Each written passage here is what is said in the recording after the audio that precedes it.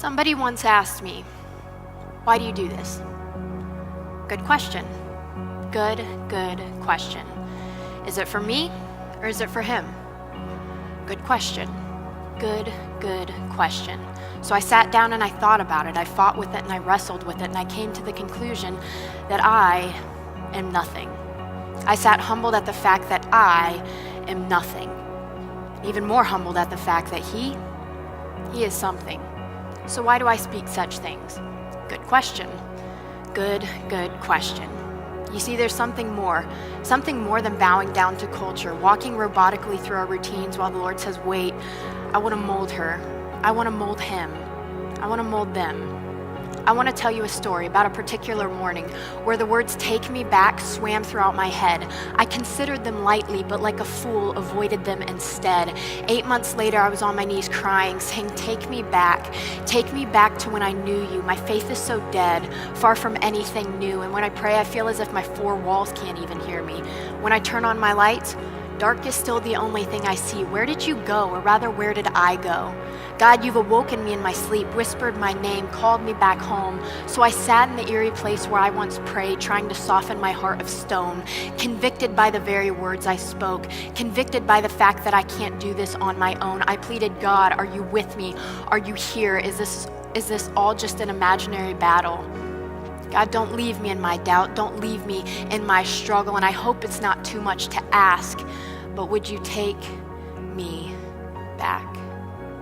Child, my child, can't you see I've never left you? Your faith is weak, but here, look at what I've called you to do. You can sit there faithless, stay like this, or you can move. And since that morning, I felt him stir my heart gracefully and mercifully, pulling me apart. And I've had some thoughts. You and I were just flesh and bones, but you and I, we have souls, yet we tend to submit ourselves to this place that isn't our home.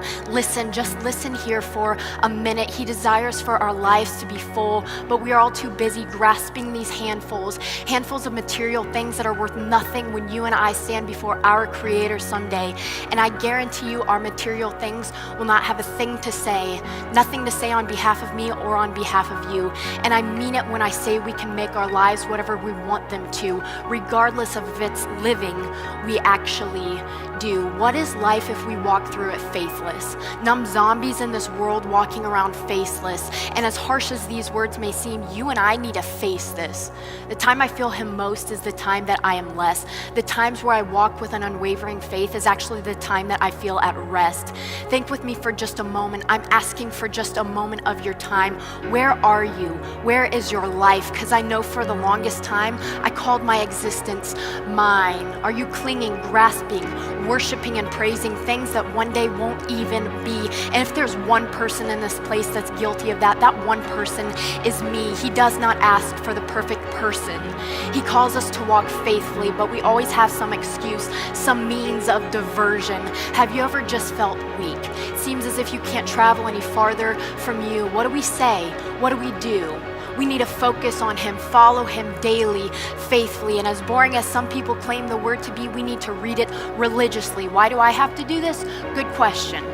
Good question, because I am a wicked human being. And the word, his truth, his peace are not a means to get a standing on the religious ladder. Those are just the things that a wicked sinner like me needs. The only things on this earth that are actually freeing. In the quietness between my four walls, I seek him, not for the eyes of mockers, but because I need him. Whether it's drugs, alcohol, pornography, or your popularity socially, we need to release our grasps, walk faithfully, and look those things in the face and say, dare me.